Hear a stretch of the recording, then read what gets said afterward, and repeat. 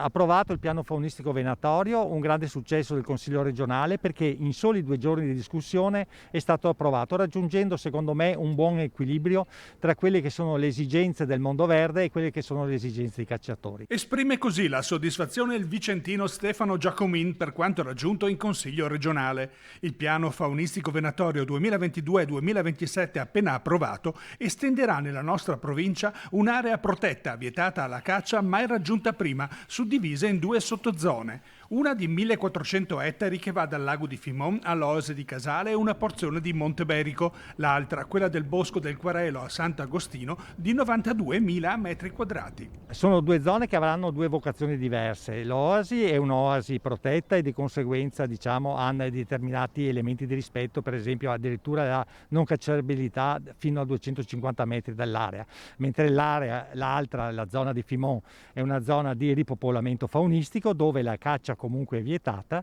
e sono possibili alcune azioni però di intervento sulla popolazione faunistica. Un risultato straordinario che vede Vicenza ospitare una delle aree protette più grandi del Veneto, a cui si è arrivati attraverso un importante lavoro di collaborazione tra le forze vicentine di maggioranza e di opposizione in Consiglio. Legittimo però rivendicare i propri meriti. Grazie all'impegno dei consiglieri della Lega vicentini abbiamo raggiunto un ottimo risultato. Dico grazie all'impegno dei consiglieri della Lega vicentini perché in democrazia valgono i numeri e se non ci fossero stati i nostri numeri questo risultato non sarebbe stato raggiunto.